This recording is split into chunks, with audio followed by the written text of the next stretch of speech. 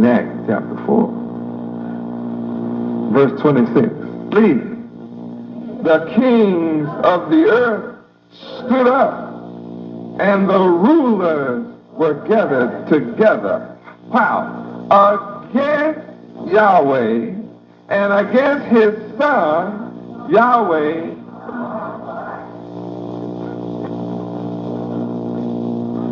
Now, I have a problem right here.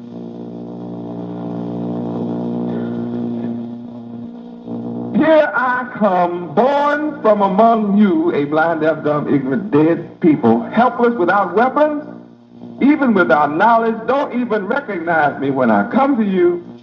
The kings and the rulers of the earth, with their vast weapons and armies, are against my daddy, Yahweh, and me. How in the world can I win against a deck stacked like this?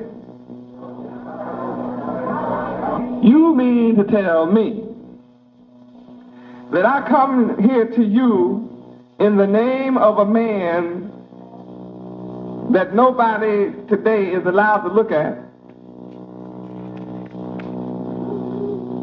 stand up against a nation that has atomic bombs and jet aircraft and mighty navies and military up on the high seas, in the air, and on the ground?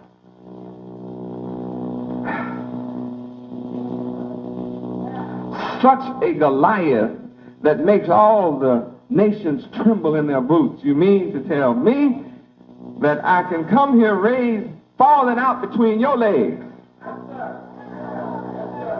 carried in your stomach, come out from between your legs,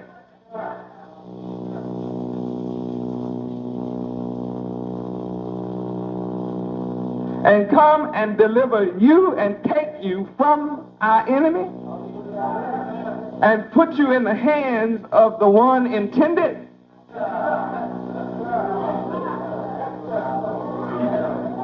Rescue you from danger and set you free from bondage?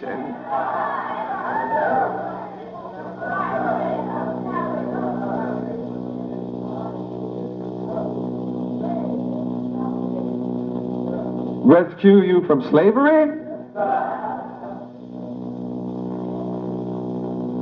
But look at the odds. The kings and the rulers of the whole world have counseled together against my father Yahweh and me, his son.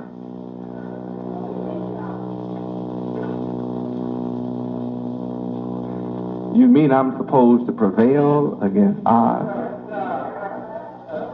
You mean I will prevail? You mean we will prevail? You mean we shall overcome? But I'm sent to a people that sometimes they don't even know whether they want to work for Yahweh or not. I'm sent to save a people who, some of them get tired working for Yahweh. I've come to rescue a people to give them eternal life, and they resist working for the one who offers them eternal life.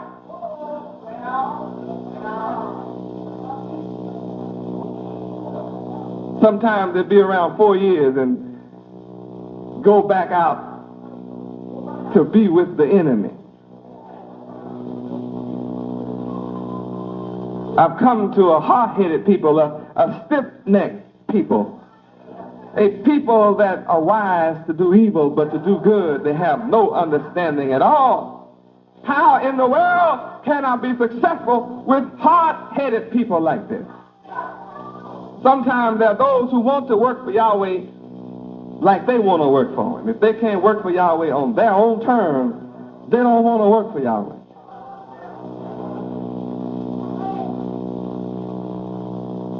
And with those kind of people around me, I'm still supposed to prevail.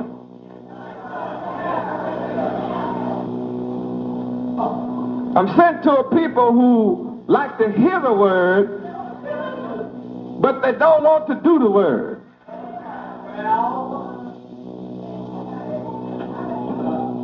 They're always confused between hearing and doing. They say they're confused because working for Yahweh is hard to them. Being a Hebrew is hard to them. Taking orders from somebody that looks just like them is hard. And I'm supposed to prevail against the kings and the rulers of the earth who have the vast land mass of the planet Earth under their control. And I'm supposed to prevail against that kind of unity with a crazy people standing around me who don't even know if they want to be standing there.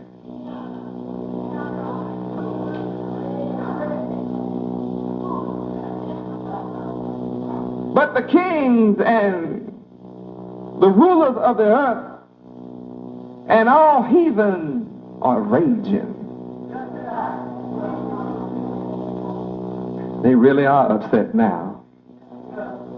They see Yahweh's name cropping up all over the country and outside the country. Yahweh's name is cropping up.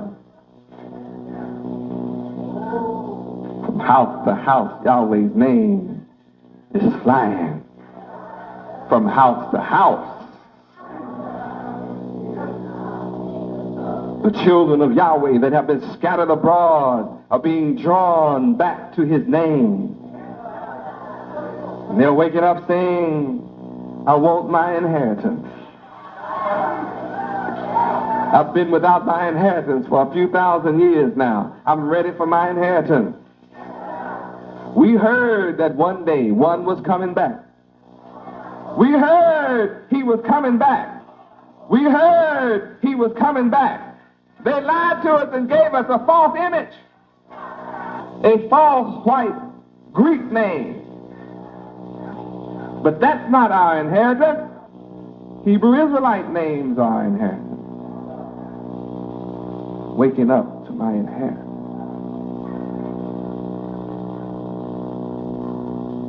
But the heathens are raging.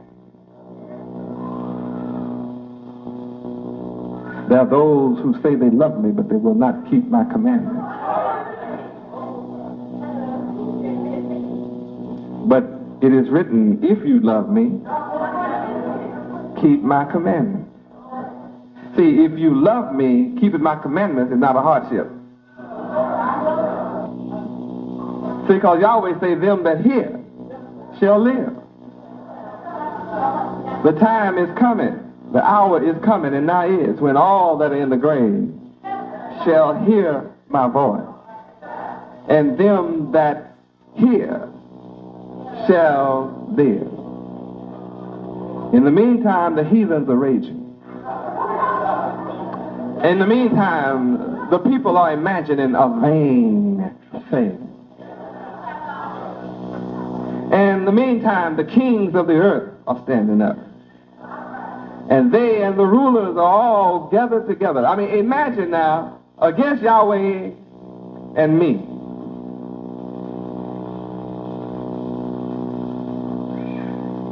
Against Yahweh and his son. Imagine some odds like that.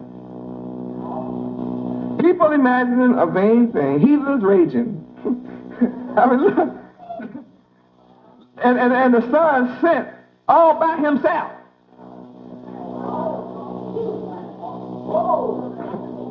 I mean, you don't get to see Yahweh nowhere. Yahweh just haul off and send his son out here among all this by himself.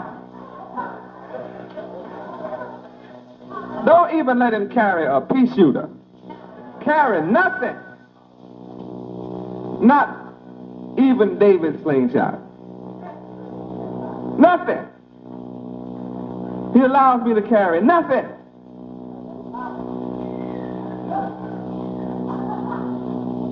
I carry no weapon.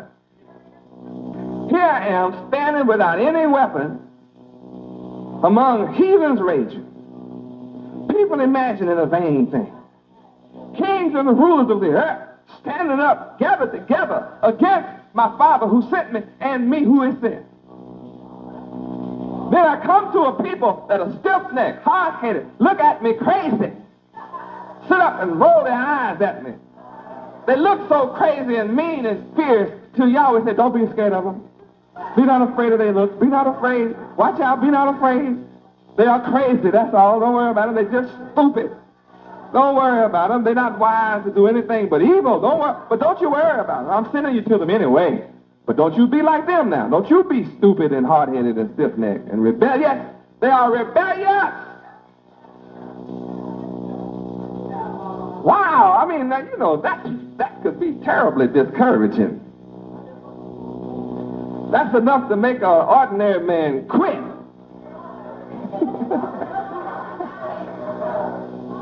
An ordinary man would give up and be discouraged. Now face that now. You sit into a world full of heathens and they are all raging. You sit to all the people of the earth are imagining vain things against it. And the kings and the rulers and the armies, they're all standing up together in council together against the one that sent you, and you sit all by yourself. And then the people you sent to, they don't even recognize you. You sent to them, you come to them, and they receive you not. They look at you crazy, stiff-necked, hard-headed, and rebellious to this very day. Have no knowledge of good. Everything about them is to imagine evil. Won't even go to bed in peace. I'm supposed to prevail against all of this. No wonder when Yahweh asked for who will go and stand for me. No wonder nobody would say anything.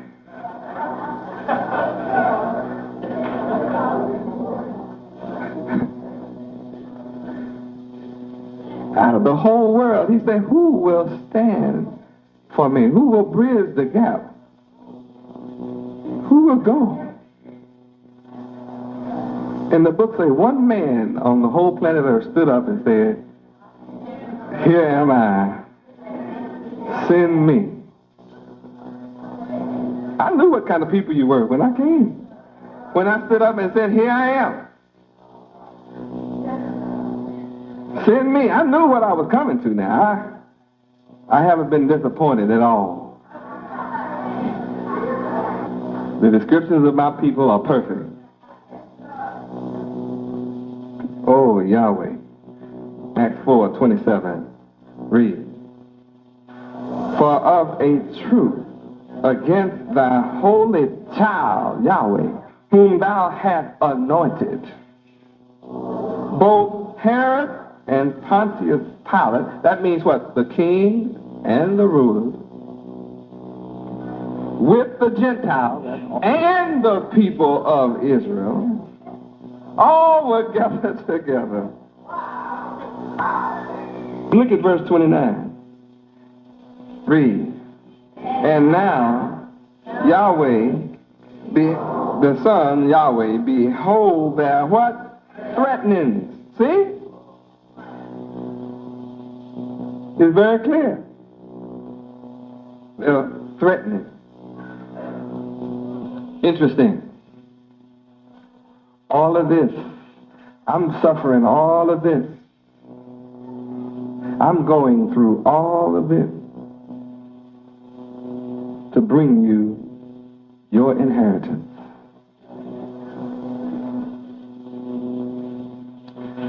I am enduring all of this. Heathens raging. A world full of heathens raging. People imagine vain things. Kings and the rulers of the earth counsel together against my Father who sent me and me. And then have to contend with you acting crazy on top of it. Yet I endure all of this to bring you your inheritance. No wonder the scripture speaks of him having so much love for you.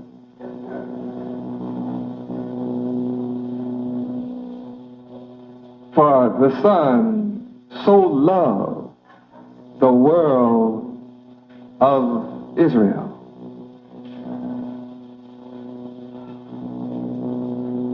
He so loved the world of Yahweh, the world of Israel, the inheritance, that he gave me to you, that you might be saved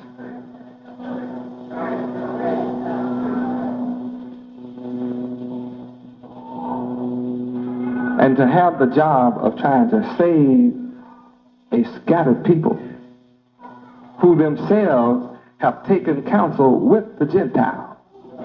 Verse 27 lets you know that even the children of Israel, the so-called black men of America, have taken counsel with the enemy against me. All of the so-called black leadership, they have gathered together in unity to lead our people to Pharaoh in America, knowing I am offering you the only salvation. They're in council together. And I'm supposed to prevail against all of this?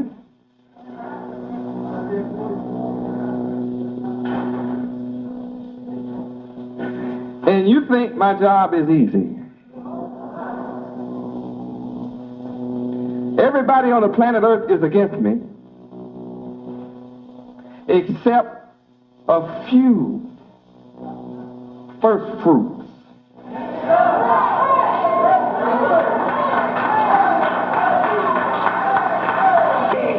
Now you think about that.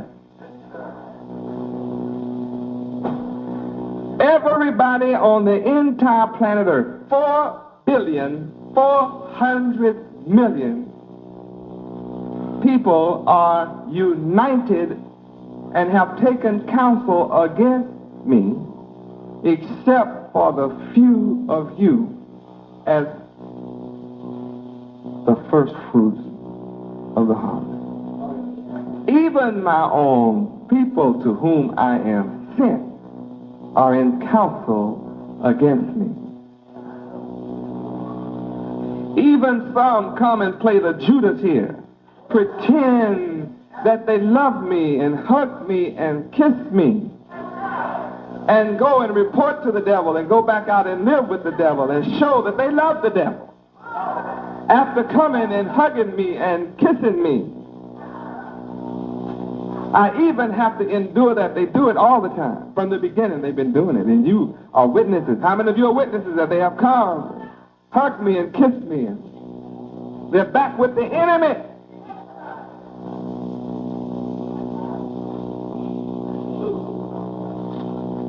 All of this I suffer and bear and endure to give back to you your rightful inheritance.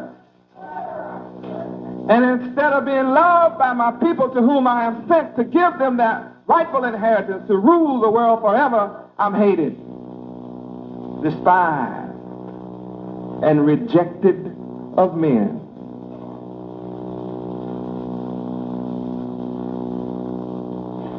Despised and rejected by those to whom I'm sent.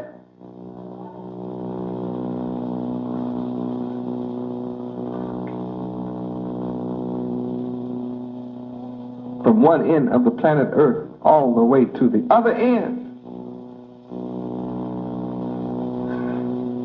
And I'm supposed to prevail?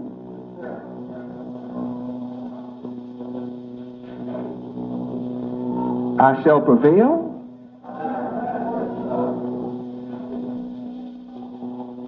How can one come and with a few of you make the world hear the name Yahweh? Yet we're doing it. From one man, the world is talking about Yahweh. He is a force to be dealt with. Yahweh's name, his name is a force to be dealt with. So powerful that every knee must bow. And every tongue must confess Yahweh is God. Beside Yahweh, there is no God. Yahweh is King of all kings. Yahweh is Lord of all lords.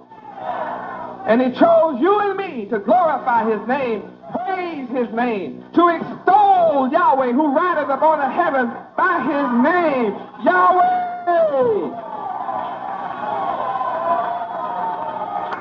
Praise God.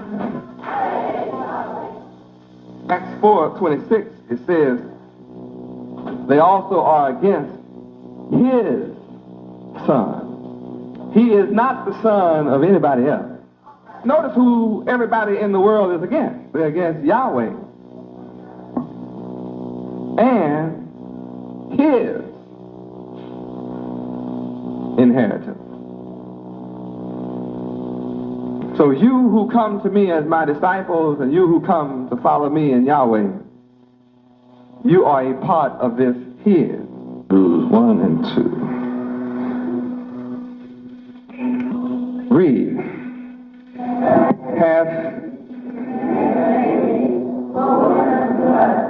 by his Son, whom he hath appointed heir of all things, by whom also he made the world.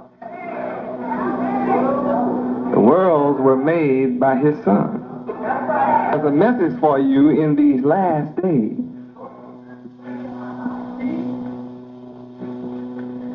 That the Son of Yahweh is the heir of all things.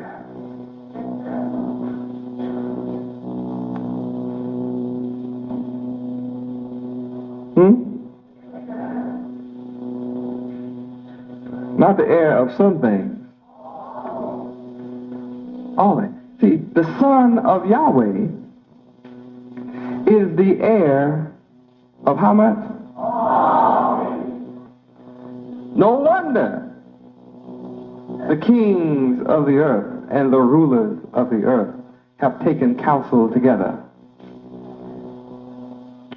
to kill us off from the knowledge of our inheritance as the children of Yahweh, Hebrew Israelites, our own holy land, and the knowledge of our nationality. No wonder they cut us off from this knowledge, because, you see, they know we are the heirs of all things.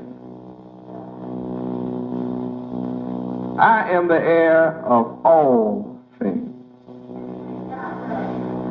I am appointed heir over all things.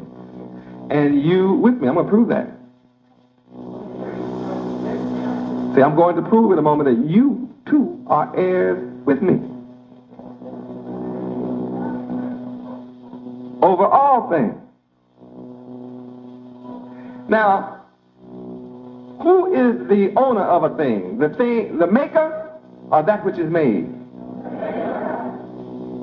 The maker is the owner. The Hebrews are the heirs of all things. Let's see, in the book of Hebrews, this is the epistle to the Hebrews. In verse 2, you are the heirs of all things. The chapter tells you this is an epistle to the Hebrews. Well, what belongs to you Hebrews? You are heirs of all things. See, in chapter 1, verse 1, he spoke to our fathers, the prophets. Yahweh, who at sundry times and in divers manners spake in time past unto the fathers by the prophet. They were all black and Hebrew Israelites. Who was one of our fathers? Abraham? Give me Genesis 14:13. Genesis 14:13. Read.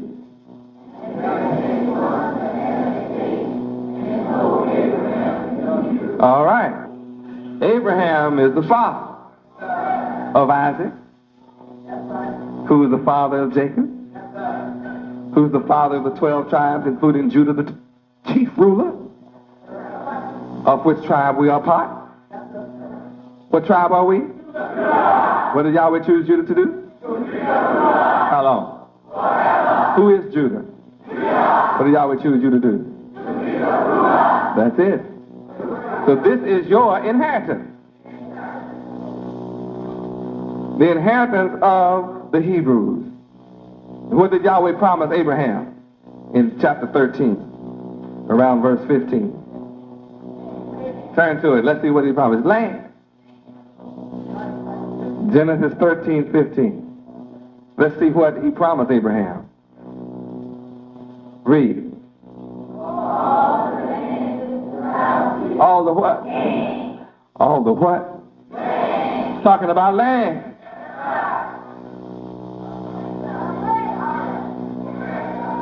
And when Abraham had two sons, Ishmael and Isaac, the question came up about what?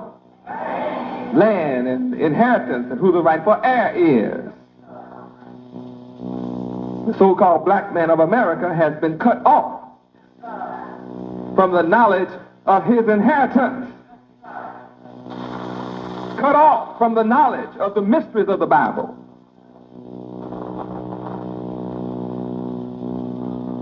He sees mysteries and symbols and pictures that are in the Bible that is described there, but he does not have the knowledge of it. Why? Because he's been cut off from it. But in these last days, in Hebrews 1 and 2, you've been spoken to by the Son of Yahweh, who is appointed heir over all things. Galatians 3:29. Galatians 3:29. Read. And if ye be Yahweh the Messiah, then are ye Abraham's seed and heirs according to the promise.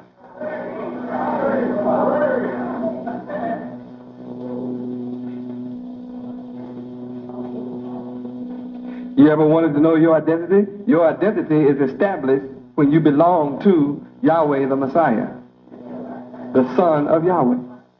You have to belong to him. See, that's apostrophe S. If you be his. See, Yahweh say, I have given them to him. My Father has given them into my hand. And no man can pluck you out of my hand. Nobody can pluck you out of my hand. You're in my hand and glad to be there. And you become an heir.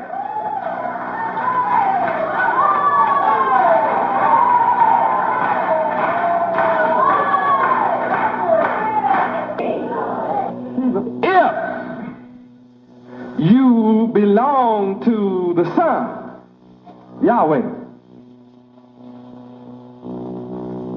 then you are indeed Abraham's seed. And belonging to Yahweh the Messiah and being Abraham's seed means you've got something coming. You are heir. You are not one heir with S on it, because there's a lot of us. Heirs. Heirs. Heirs. According to the promise. Now we just read in Genesis 13:15, who made the promise? And he's not a man that he should lie. Numbers 23:19. Turn. He made the promise, and he's not a liar. Read.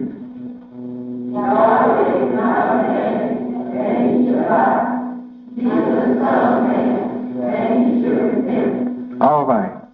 So Yahweh is not a liar. He's never lied.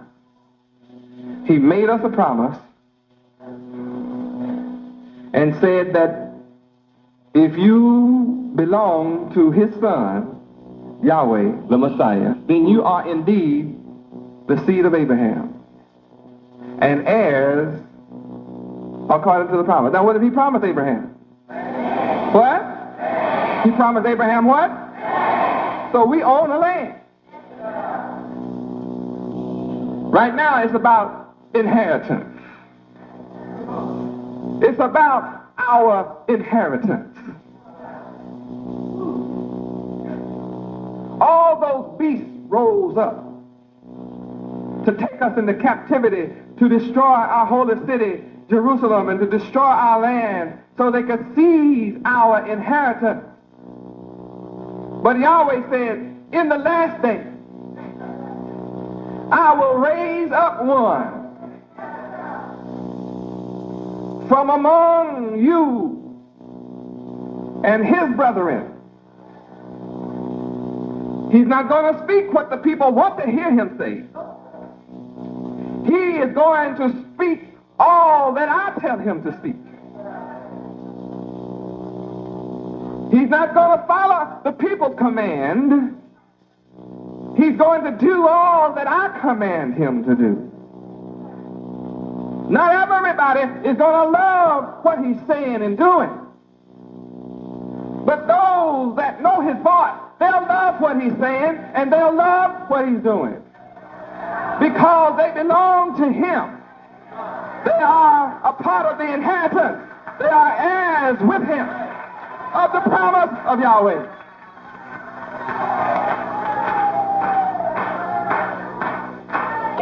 This message makes the heirs happy.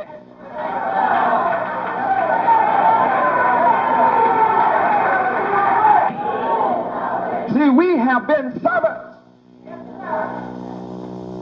but I've come to change your status.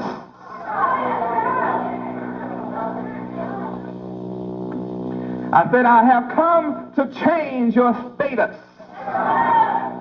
I have come to change your environment. I have come to change your condition. I have come to change you from being a slave into a free man. I've come to change you from being disinherited to the inheritor. I've come.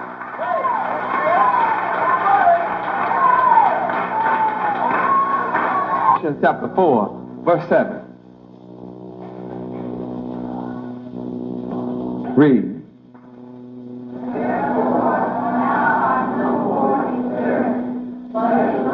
Thou art no more a servant, but a son.